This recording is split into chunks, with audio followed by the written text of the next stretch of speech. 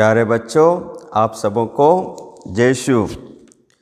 आइए हम इस सेशन को एक छोटी सी प्रार्थना के द्वारा शुरू करें। अपनी आंखें बंद कीजिए और हाथ जोड़िए। पिता, पुत्र, पवित्र आत्मा के नाम पर आमीन। हे ईश्वर, जैसे कि आपने हमें सिखाया कि ईश्वर का राज्य खाने पीने का नहीं, लेकिन ईश्वर का राज्य लोगों की सेवा, एक दूसरे के प्रेम में आगे बढ़ने का, त्याग तपस्या का जीवन। प्यारे यीशु, जब हम यह विश्वास प्रशिक्षण की कक्षा को प्रारंभ करते हैं, हम सब बच्चों को आशीर्वाद से भर दीजिए ताकि हम ईश्वर के राज्य के बारे में समझ सकें और उसके अनुसार अपना जीवन जी सकें। हम यह प्रार्थना करते हैं हमारे प्रभु क्रिस्त के द्वारा, आमीन। पिता, पुत्र, पवित्र आत्मा के नाम पर आमीन। प्यारे बच्चों, आज हम पढ़ेंगे अध्याय 12। कौन सा अध्याय पढ़ेंगे प्यारे बच्चों? अध्याय 12। अध्याय 11 में हमने पढ़ा कि किस प्रकार से हमारे प्रभु यीशु, हमारे मुक्तिदाता का जन्म हुआ। और अब हम पढ़ेंगे प्रभु यीशु द्वारा ईश्वर के राज्य की घोषणा होती है।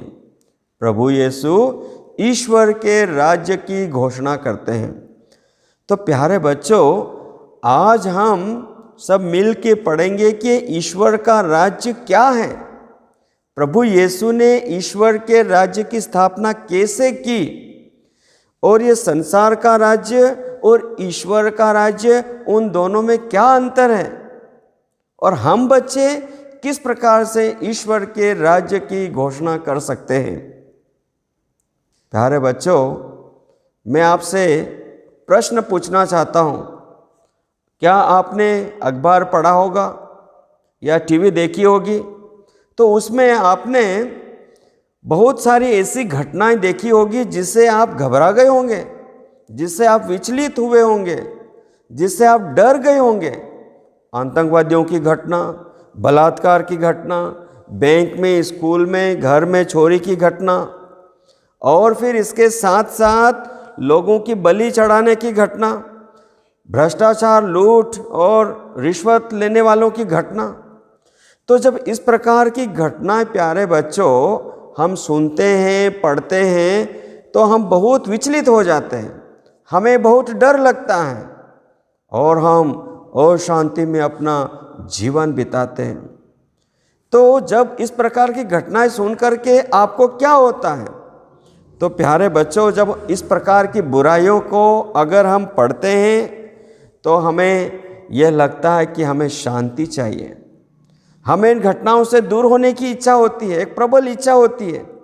और ऐसा ही यहाँ पर हम पढ़ेंगे प्यारे बच्चों। इस पाठ में क्या होता है, जब लोगों को इस प्रकार की घटनाओं के बारे में जानकारी हासिल होती है, सुनते हैं, देखते हैं, अनुभव करते हैं, तो वो अन्याय और हिंसा से छुटकारा पाना चाहते हैं। क्या करते हैं प्यारे बच्चों? हम और आप, कोई भी हो, अगर इस प्रकार की हिंसा, चोरी, लड़ाई झगड़े, मृत्यु, तलाक, ऐसी बीमारियों से, ऐसे अपराधों से दूर भागना चाहते हैं हर कोई। और अगर हम नहीं भागेंगे तो हमारी पारिवारिक जिंदगी, हमारी सामाजिक जिंदगी नष्ट हो जाती है और समाज, परिवार, देश, विश्व भट जाता है। तो प्यारे बच्चों, आप में से हर कोई इससे दूर होकर एक भाईचारा का जीवन बिताना चाहता है। यह सबकी इच्छा रहती है। प्रभु यीशु के समय भी ऐसे ही था। इजरायलियों की एक बहुत ही गहरी एक लालसा थी, एक इच्छा थी, एक प्रबल इच्छा थी। वो क्या इच्छा थी?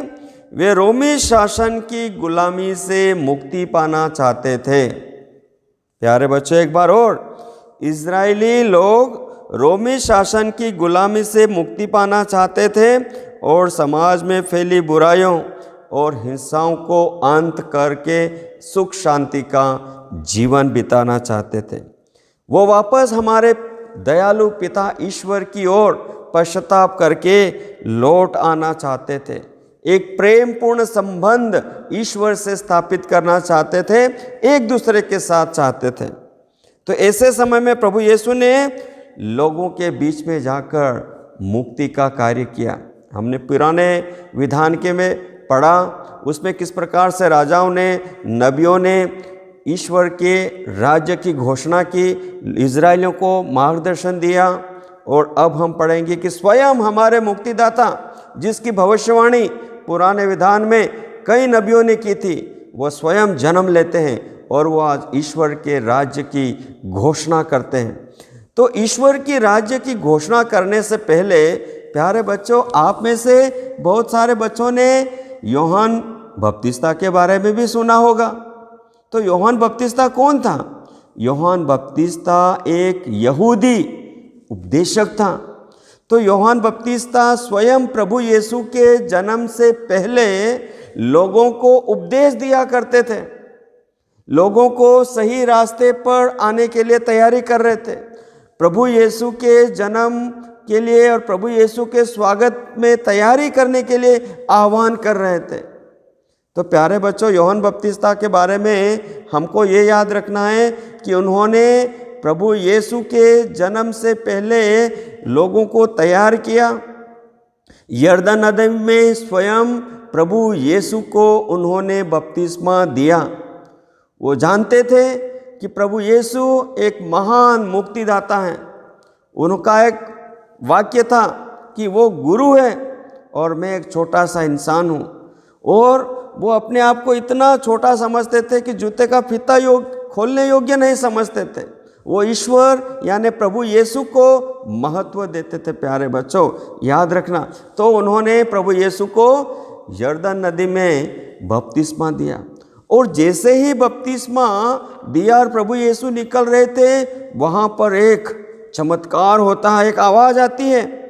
तो उन्होंने पश्चाताप का बपतिस्मा दिया।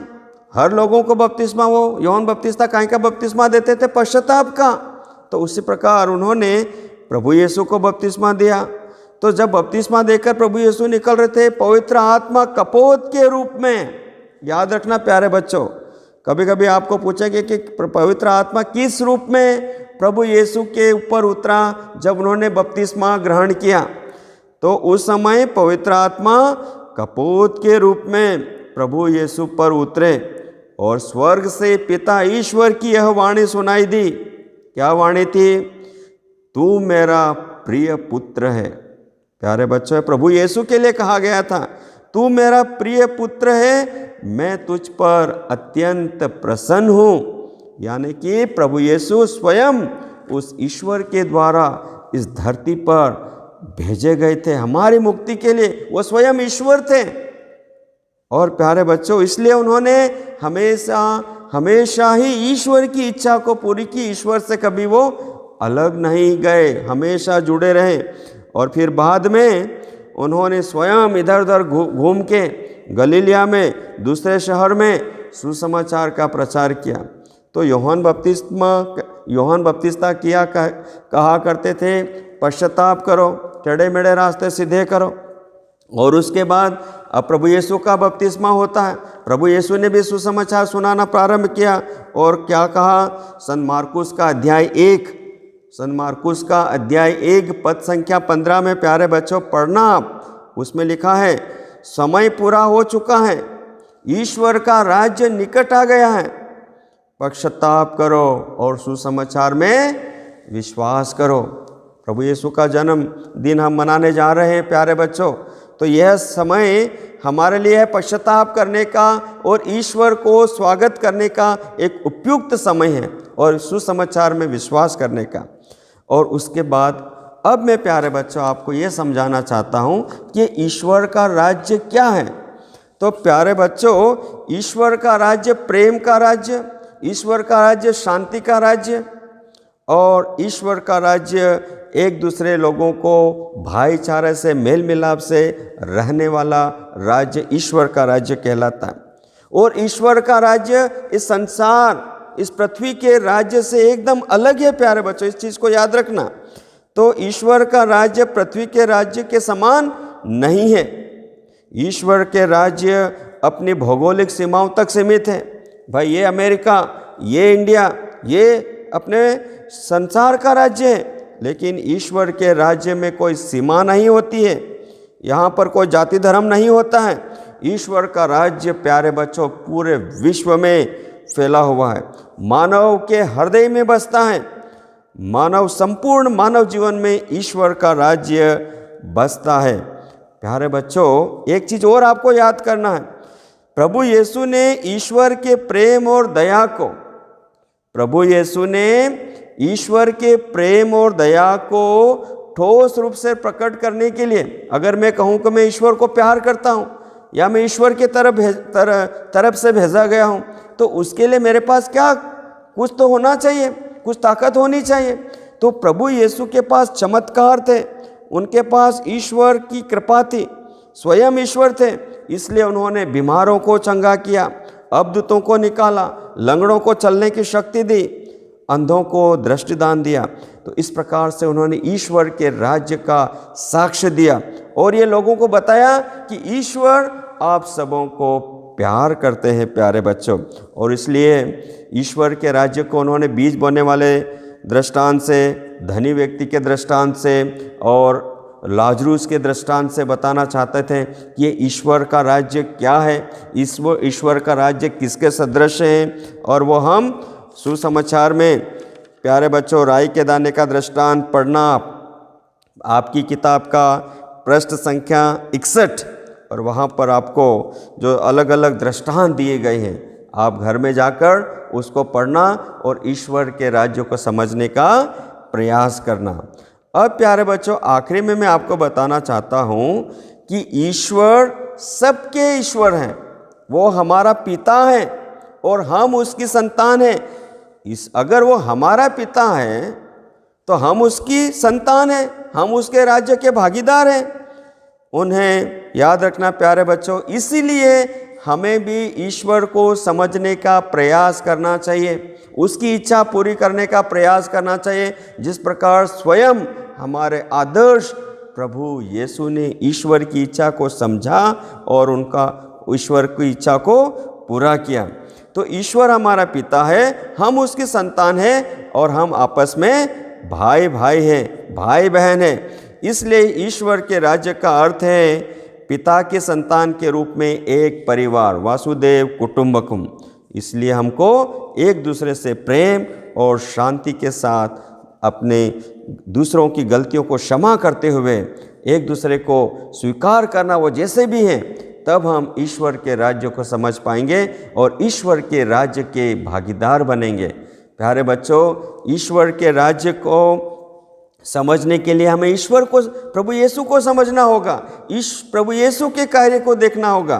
तो उन्होंने क्या किया, देखो, प्रभु यीशु ने ईश्वर के राज्य का न केवल प्रचार किया बल्कि वो जीवन जिए। तो हमें भी ईश्वर के सिर्फ समझना, सुनना, देखना ये नहीं, लेकिन ईश्वर के सिखाए हुए रास्ते पर चलना और उसकी इच्छा को पूरी करना। इसके बाद प्यारे बच्चों, प्रभु यीशु का संबंध उस पिता ईश्वर से बहुत ही गहरा था और इसलिए वे उन्हें प्यार करते थे। तो हमारा संबंध भी ईश्वर से और प्रभु यीशु से बहुत ही गहरा होना चाहिए ताकि हम उसकी इच्छा को, ईश्वर की इच्छा को समझ सकें। फिर प्यारे बच्चों, प्रभु यीशु सबसे प्रेम करते थे, गरीबों से, दीन दुखियों से, अमीरों से, जो पापी थे, कोई भी आए। तो हमें भी प्रभु यीशु से ये सीखना है प्यारे बच्चों, दीन दुखियों, पापियों, जो भी गुलाम में है, पीड़ित है, शोषित है, सबको प्यार करना, तभी हम ईश्वर के राज्य के भागीदारी बन सकते हैं। और फिर समाज में व्याप्त अन्याय का विरोध किया। याद रखना, ईश्वर के राज्य को अगर स्थापित करना है तो स्वयं अन्याय, भ्रष्टाचार और इन बुराइयों से दूर रहना और समाज में व्याप्त बुराइयों को दूर करते हुए उसके लिए लड़ना भी चाहिए। स्वयं प्रभु यीशु ने उनका विरोध किया, संघर्ष किया, और वो ईश्वर के पुत्र थे लेकिन एक दास का रूप धारण किया। उन्होंने ईश्वर के राज्य के लिए अपने प्राण न्यौछावर कर दिए, ईश्वर के राज्य के लिए। इसलिए प्यारे बच्चों, हमारे जीवन के लिए हमें यही सीखना है कि हमें न्यायपूर्ण जीवन जीना चाहिए, ईमानदारी से जीवन जीना चाहिए, अपने आप को, अपने हृदय में ईश्वर के प्रेम को रखते हुए दूसरों के लिए प्रेम रखना चाहिए, बिना भेदभाव से अपना जीवन जीना चाहिए, गरीब, निर्धन, शोषित उनको प्यार करना चाहिए। तभी हम ईश्वर के राज्य को स्थापित कर सकते हैं। और अंत में एक बार और कहूँगा, प्यारे बच्चों, छोटे बच्चे हैं हम, कक्षा 5वीं में पढ़ते हैं, लेकिन ईश्वर के राज्य को स्थापित करना है तो हमें ईश्वर के आदर्शों पर, यीशु के शिक्षा पर चलना है, दूसरों की मदद करना है, तभी हम ईश्वर के राज्य को स्थापित कर सकते हैं। और अब अंत में यही कहूँगा कि ईश्वर का राज्य, प्यारे बच्चों, खाने पीने का नहीं, बल्कि वह न्याय, शांति और पवित्र आत्मा द्वारा प्रदत्त आनंद का विषय है। इसको आपके दिल में उतार लेना, इस वाक्य को, और उसके अनुसार अपना जीवन जीने का प्रयास करना। आइए हम अब कुछ प्रश्न हैं, उन प्रश्नों का मैं पढ़ूंगा और उसका उत्तर भी देने का प्रयास करूंगा। तो प्यारे बच्चों, आपके पास कॉपी होगी, उसको निकालिए, पेन निकालिए और इन प्रश्नों को सुनिए और उसका उत्तर भी अपने कॉपी में स्पष्ट अक्षरों में लिखना। प्यारे बच्चों, प्रश्न 1, पृष्ठ संख्या 61। इजरायलियों की क्या प्रबल इच्छा थी? इसका उत्तर आपको आपके अध्याय 12 के पहले पृष्ठ में ही मिलेगा। इजरायली लोग रोमी शासन की गुलामी से मुक्ति पाना चाहते थे और समाज में फैली बुराइयों और हिंसा का अंत कर सुख शांति का जीवन जीना चाहते थे। वे अपने दयालु ईश्वर के पास लौटकर उसके साथ पुनः प्रेममय संबंध स्थापित करना चाहते थे। यही उनकी प्रबल इच्छा थी। प्रश्न 2, ईश्वर के राज्य और सांसारिक राज्यों में क्या अंतर है? प्यारे बच्चों, इसका उत्तर आपको पृष्ठ संख्या 59 में मिलेगा। उत्तर यह है, ईश्वर का राज्य पृथ्वी के राज्यों के समान नहीं है, क्योंकि संसार के राज्य अपनी भौगोलिक सीमाओं तक सीमित रहते हैं, परंतु ईश्वर का राज्य सारे संसार में फैला हुआ है। उसका राज्य मानव हृदय में बसता है, वह मानव के संपूर्ण जीवन में समाया हुआ है। इस प्रकार हम कह सकते हैं कि ईश्वर का राज्य संसार के राज्यों से अलग है। प्रश्न 3, ईश्वर का राज्य किस प्रकार ईश्वर के प्रेम का राज्य है? ईश्वर का राज्य किस प्रकार ईश्वर के प्रेम का राज्य है? प्यारे बच्चों, इसका उत्तर यह है, ईश्वर का राज्य का अर्थ है एक पिता की संतान के रूप में एक परिवार और एक विश्व परिवार के सदस्यों जैसा जीना, एक दूसरे को प्यार करना, उन्हें हर परिस्थिति में अपना समझ के स्वीकार करना। इस प्रकार ईश्वर का राज्य प्रेम का राज्य कहलाता है।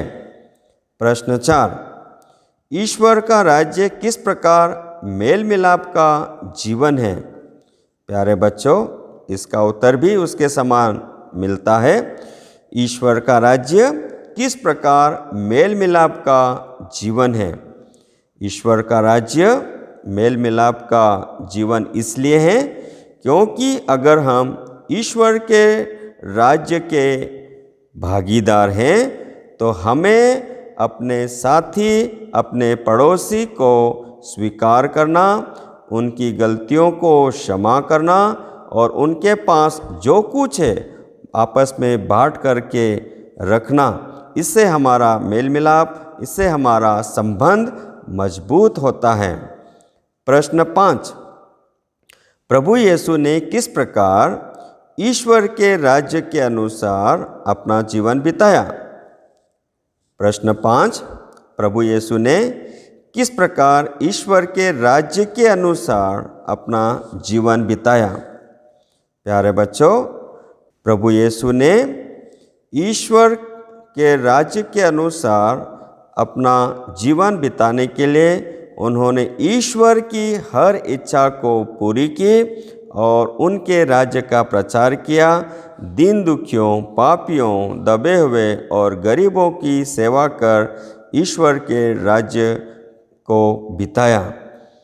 प्रश्न नंबर 6, ईश्वर के राज्य की संतान बनने के लिए आपको क्या करना चाहिए? प्यारे बच्चों, ईश्वर के राज्य की संतान बनने के लिए हमें स्वयं प्रभु यीशु की तरह ईश्वर के राज्य का प्रचार करना चाहिए, एक दूसरे को प्रेम करना चाहिए, बिना भेदभाव एक दूसरों की गलतियों को क्षमा करना चाहिए, अपना जीवन न्यायपूर्ण और ईमानदारी से जीना चाहिए।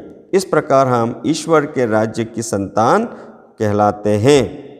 प्रश्न 7, यूहन्ना बपतिस्ता कौन थे? उनका क्या काम था? प्यारे बच्चों, इसका उत्तर यह है, यूहन्ना बपतिस्ता यहूदी उपदेशक थे और उन्होंने ईश्वर के राज्य को तैयार किया। प्रभु यीशु के स्वागत के लिए लोगों को पश्चाताप करने के लिए और पश्चाताप का बपतिस्मा देने के लिए आग्रह किया। इसी के साथ प्यारे बच्चों, अध्याय 12 के सभी प्रश्न उत्तर को हम यहीं पर समाप्त करते हैं और मैं अब आपको अंत में यही कहना चाहता हूँ कि इस अध्याय को एक बार और अच्छे से पढ़ना, जिससे हम ईश्वर के राज्य की घोषणा कर सकें और ईश्वर ने किस प्रकार से प्रभु यीशु के द्वारा अपने राज्य को स्थापित किया, हम भी अपने जीवन में कर सके, अपने समाज में और अपने देश में कर सके। यही कामना के साथ इस अध्याय को मैं यहीं समाप्त करता हूँ। पिता, पुत्र, पवित्र आत्मा के नाम पर आमीन। जय श्री बच्चों।